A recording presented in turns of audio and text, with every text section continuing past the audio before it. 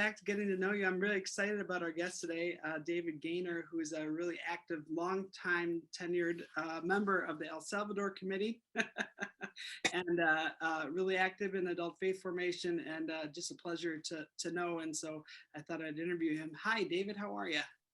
I'm doing fine. It's an honor to be in your Zoom presence. It's the way we do it these days, right? Yep. You know, I asked to interview you, and I was immediately happy when you turned on your Zoom camera, because I saw you were in a very interesting room, and I thought, what, exactly right. He's already delivering with even his environment. Where are you right now? I'm in the basement of my house. My daughter is virtual, so she's upstairs in the dining room. I figured this would be less disruptive for her, but this is what I call my den of creativity. It's not a man cave. I'm not that kind of guy, but this is a room that I have where I accumulate ever since I've been a little kid. And over the course of time, I've just accumulated things, and I've hidden it all over in this room. And when I finally pass from this earth, my 3 kids and my 2 grandkids will have to figure out what was he doing and where else is stuff hidden in this house. Like pick out one item to show us. What's one point of interest in your den of creativity? Well, I can show this. Can you see these? Yes, I can. Yeah. It's just those are just glass doorknobs, but I decided to make some kind of a interesting wall hanging with glass doorknobs. And I like putzing with things. I like taking things apart and hopefully getting them back together. And there's a variety of other related things like that, including my electronic keyboards, which I play pretty loud.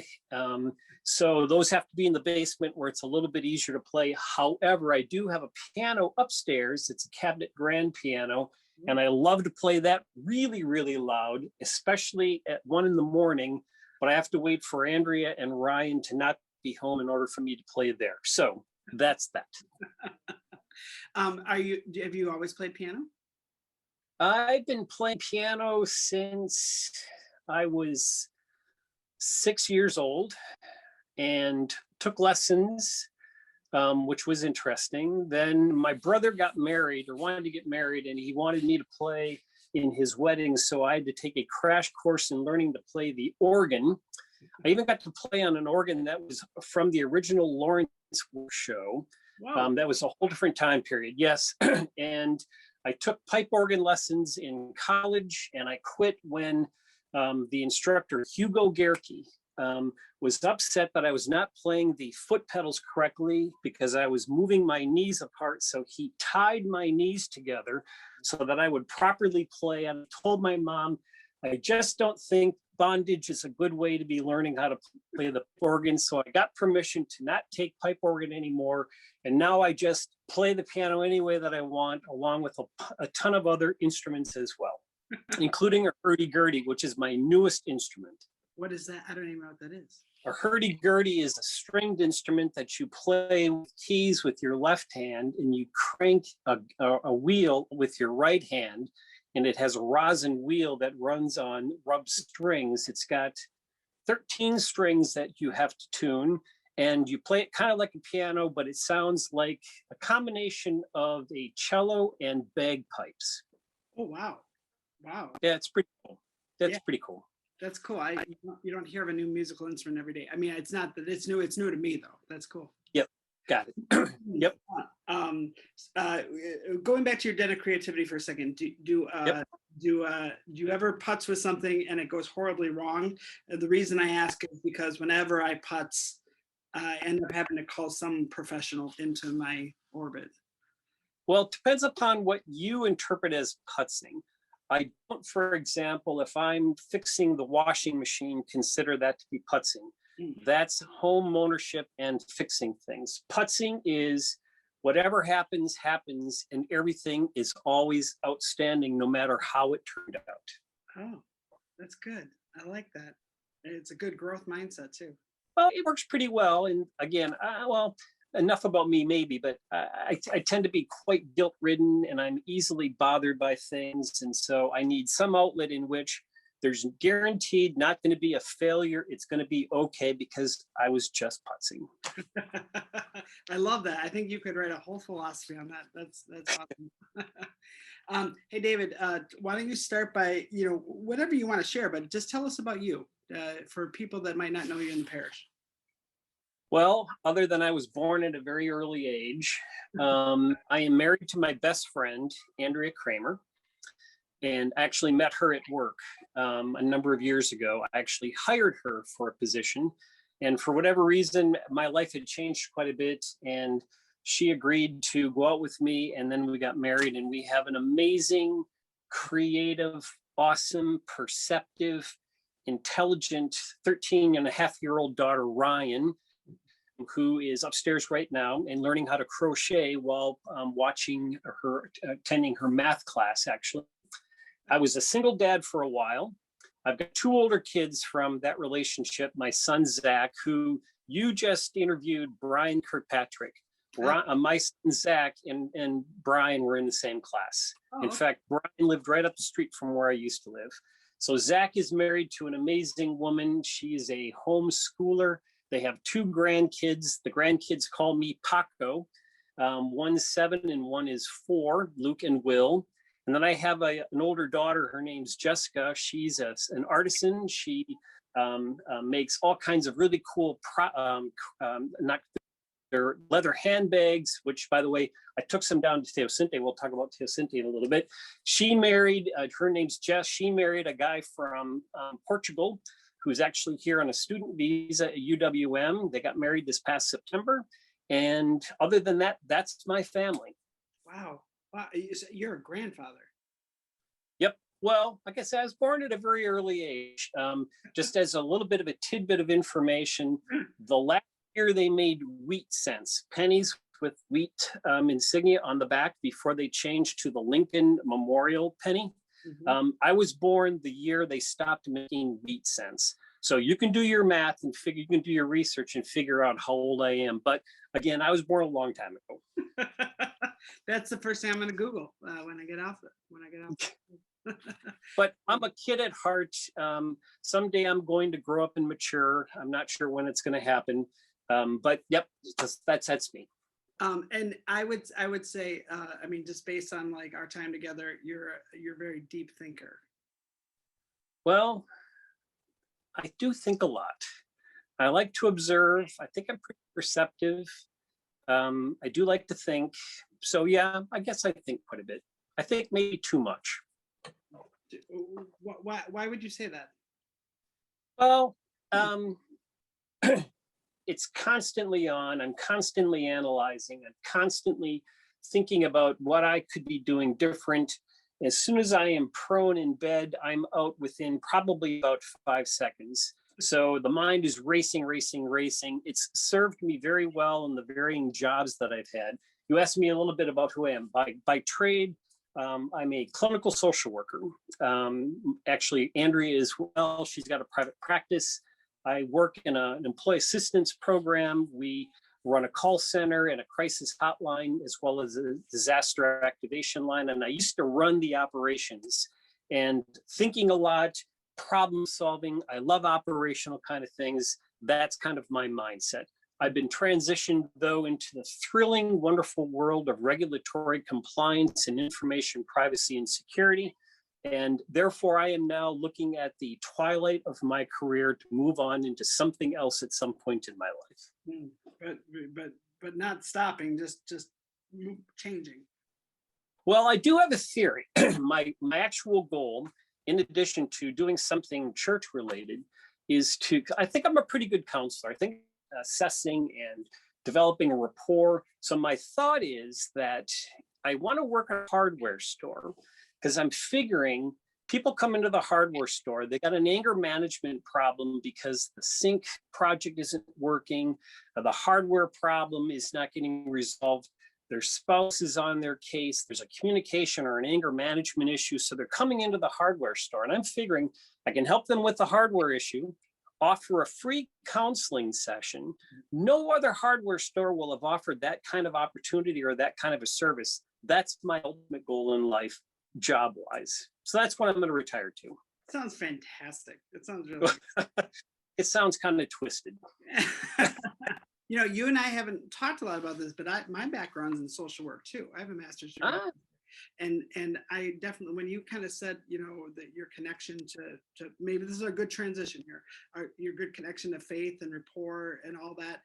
I do think that a background in social work is such a good bridge to pastoral work, and what I'm doing right now. And so I maybe that's why you and I connect so well, because I see that that obviously in you, and I know that's kind of an important part. I mean, I can see that your spirituality is so there's a great depth to it, but you communicate it really well too. So why don't you tell us a little bit about your faith?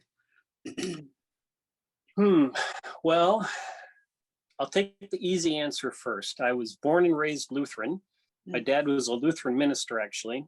So I understood the inner workings of what church life was like, knowing the man who was running the church, Yeah. which I don't know if that was necessarily good or bad, but I went to parochial school until 7th grade. Then I went to public school when we moved. I went to Concordia College, actually in Milwaukee, before it became a 4-year college, and got a degree in social work, as you say. I used to attend Mount Olive right across the street from St. Seb's. Oh, wow. Yep. And in 1991, my oldest kid's mom went to the Easter Vigil across the street at St. Seb's and came back and was just overwhelmed with how wonderful it is. So she decided to become Catholic, and my 2 kids also became Catholic.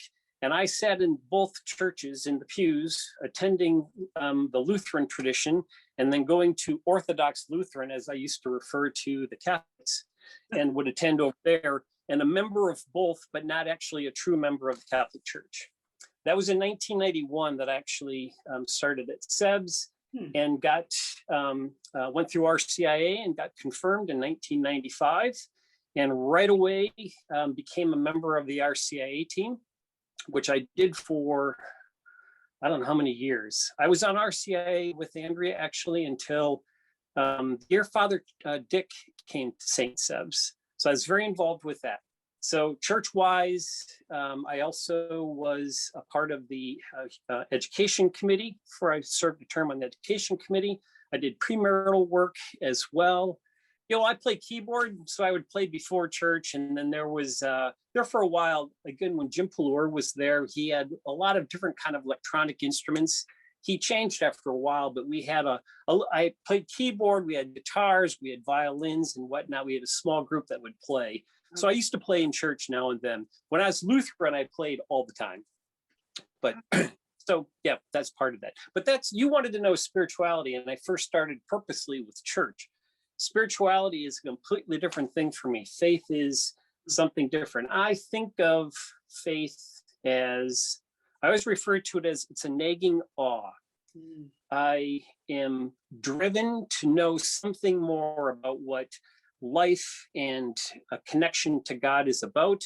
I have yet to figure it out. The Catholic Church has got some ideas that seem to work pretty well. And I think beyond that, I think inside of it, outside of it, it's something though that I'm driven towards. It gets frustrating. Last Sunday, we talked about the pendulum in the church that swings. I've had a lot of pendulums swinging with my faith. Sometimes it feels pretty far away. It's been coming back. So it's this a nagging awe. Something I want to know more about, and I want to share it as much as I can. So, yeah, that's good. It's well said. I like that nagging awe. Father Richard Rollheiser has a book called The Holy Longing, and it's the same kind of idea like this. I have Blaise Pascal said we have a God-shaped hole in our hearts. Yep, I think I can relate, but I don't know. I guess it's sometimes the hole, sometimes it's an abyss, sometimes it's a pinhole, whatever. It's something that it's there, and I'm aware of it, and I'm always looking. Actually, I think the actual quote is God-shaped vacuum in our hearts. That I can relate to that. I can relate to that. One of the reasons I wanted to interview is we were starting to talk about last Sunday. And you've given me a good introduction to the El Salvador Committee and the work, the connection to Teosinte. Do you want to talk a little bit about that ministry? Yeah, it's interesting that I started at SEBS in 1991. And in 1991, the principal of the school and one of the teachers went on a mission trip down to El Salvador. There's a group called Share, and they were interested in setting up a relationship between one community in El Salvador with the sistering parish, and that happened to be Teosinte, and it happened to be St. Sebastian. So that's when I first started. So I would go to church and find them talking about the sister relationship, the brothers and sisters in Teosinte. And I would always be wondering, well, what's this Teosinte about? I didn't know anything about it. After I got confirmed, though, I got very interested. And in 1999, as part of the Lenten journey, Judy Hill had made an announcement that there was going to be a delegation going down to El Salvador in November of 1999. And on a whim, I decided, I think I'm interested. There's just something about these people that I'd like to know a little bit more about. I had met one of the gentlemen who had come up from El Salvador, Rafael was his name, and thought, this guy's kind of fascinating. These people are on a similar time zone as we are. They're Catholic. We pray about them. They're interested in us. I have to meet them. So in 1999, November, I went down and spent 4 days in the community with 12 other people that were on our delegation from St. Sebs. And since that time, we've had a total of 9 delegations, and I've been on 4. I went down in 1999. I went down again in 2011. More about that in just a moment. I went down in 2015, and then the last delegation was in 2018. And it's ironic because right before COVID hit, the committee was just getting into the process of planning for the next delegation, which could have been this coming fall. And now we're hoping we can do it in 2022. Yeah, absolutely. What were you going to say about your second? Well, we went down, and I'm going to blame Judy Hill for something. I had never been out of the country other than in Canada in my entire life. For me, a vacation or going somewhere was maybe going to like Cudahy. I just never traveled very much. So here I am down in El Salvador, and on a lot of money because we had to take all of our cash down there. And I had the money that was being used for our whole delegation on me. And we're walking around in the streets, and there are soldiers with AK-47s who are being used to guard parking spots at businesses in the area that we were walking around in San Salvador. So I was overwhelmed with all this. Yeah. I cut myself shaving before I went to Teosinte. Now I'm paranoid, thinking I'm going to get some kind of a bad infection. I'm going to be out in the middle of nowhere. And so I was just this nervous wreck. And Judy got kind of tired of me being kind of nervous. And she said, David, there's no rules. You're just here to learn. And immediately it's like this big bubble was burst. And now I can relax. And it was so cool to go there in 1999 and just be nothing but me. No, they don't be from Adam. I can just be my natural self. And it was most freeing experience that I've had. And I met a lot of really cool people there. One individual she and her family and I, we came rather close. So when I went back down in 2011, instead of staying as a big group like we did in previous delegations, we got to stay in individual family homes. In this particular family, their name is Guardato Navarrete. They wanted me to stay in their home, which I got to do. And I stayed in their home each time that I'd been down. And it got to the point where they adopted me. So I'm an adopted member of the Guardato Navarrete family. But that's just me. I'm here to represent Teosinte for all of St. Sebastian. So make sure you're clear on that. But as a result, I've had some very great relationships that we developed because of those visits. Why do you keep going back? What is it about this relationship that speaks to you? Well, I think the relationship is incredibly important for St. Sebastian. We have, I think, a really good social ministry group through the Human Concerns, and it's local, which is good. But the connection to the greater church, especially to the church that is harder to relate to, even difference in language is incredibly important. I'm very passionate about the approach that our government is taking to welcoming people into the United States. And I know people who have been in El Salvador who are still there and are trying to get into the United States because of what they're having to face in their own country. That is something that is very important to me. The need to communicate to people, especially our parish members, about these are real people. I know some of the people in Teosinte more than I know people in St. Sebastian, and trying to get everyone to know more about what these families are about, what they face each day. That is something that I think would be a blessing to them. I guess I would have to say, it blessed me so much to go down there. I just want to try to see if it can bless anybody else. That's why I keep going. It's well said, powerful. If someone wanted to learn more about Teosinte and the ministry, how would they go about that?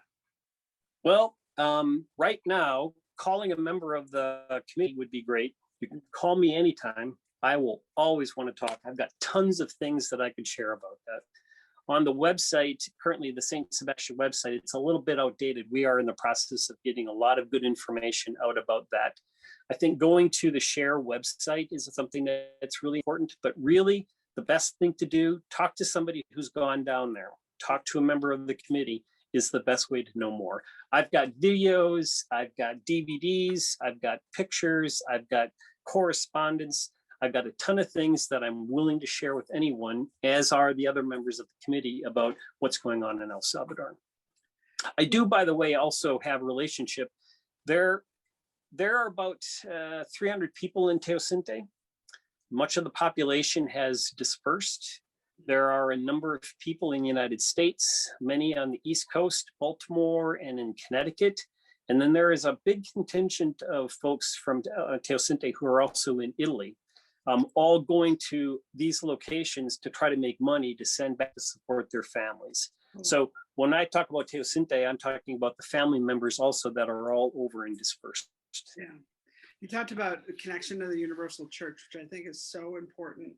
And one more question, I guess, about that Teosinte relationship. The universality of our faith is so important. How would you describe the faith of the people that are in Teosinte? Incredibly strong, open, wanting to connect. A faith that is not only shaped but made strong because of turmoil and difficulty. The very first time I went down there in 1999, we met their priest. Their priest comes into the community maybe once a month because they have other communities that they need to support. Wow. So they find other ways to share their faith. They're very open about that, which I think is rather incredible. Yeah. I came back wanting to share more because I was induced to do that. I will never, ever forget. They wanted us to sing a song during their mass, and it was at night, dusk actually, and it was in their old church, and lighting was horrific.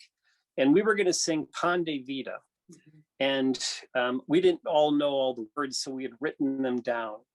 And here we are, a group of people from the United States standing in this old war-torn church, trying to sing Pan de Vida, and worse yet, trying to read the words on the papers that we had written on.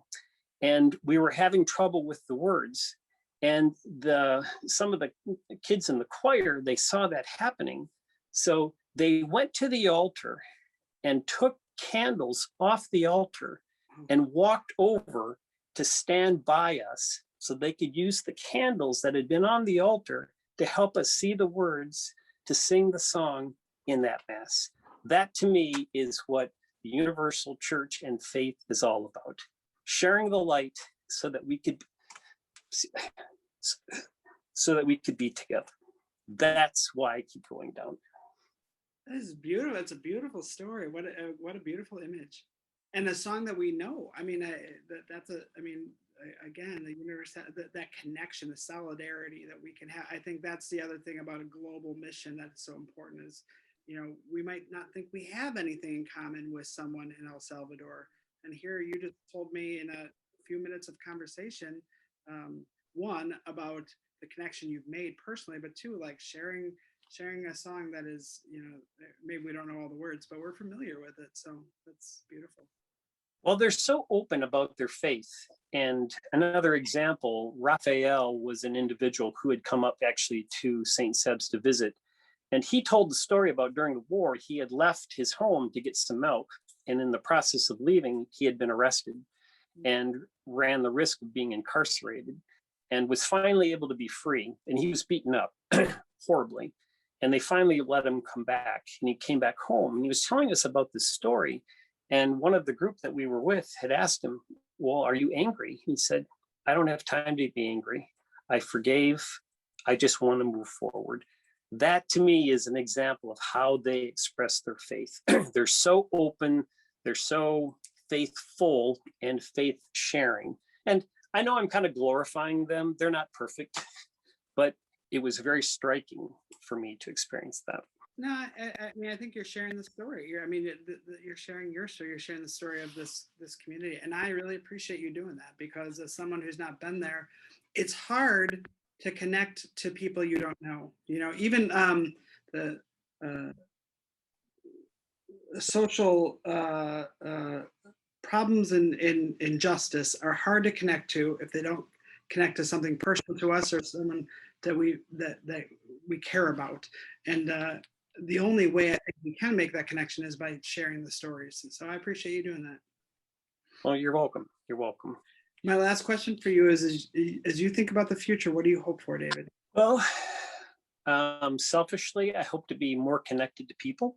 I tend to be in my own mindset a lot. I think as I've gotten older, I've gotten more standoffish. So I want to be more open.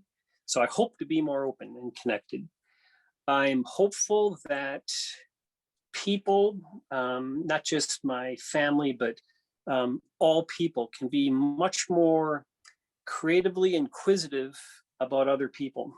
Instead of judgmental, instead of standoffish, that we can look at people of any kind of difference and we can say, I wonder what there is going on with that person. And not from a problem standpoint, but I wonder what's going on in that person's mind.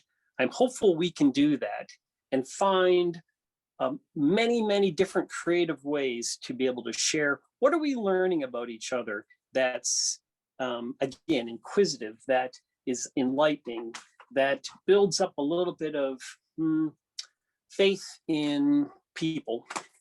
I'm hopeful for that. Yeah, I'm too. Lisa, my wife, says a phrase they're using at their work a lot is listening to understand instead of listening to respond. Yeah, I think that would be a really good approach. and listening to find out and to understand, but also to find out there's always something more. Yeah. When I was a counselor, I'd always say there's always 3 different ways to look at something. There's your way, there's my way, and there's another way. So I'm hopeful we can all find another way to look at things and each other. Well said. Well said. David, this was such a good conversation. Thank you so much for talking with us today and sharing your wisdom and helping us understand the story of El Salvador and Teosinte. We really appreciate it. Well, thank you. I'm fearful that I was too personal about it because this is a parish relationship with Teosinte, but for me, it is a personal relationship too. Yeah, and it's how we learn about it. So thank you very much again, and blessings on your journey. Well, in Spanish, I would say, que Dios les bendiga. God bless you. And God bless you too. Thank you.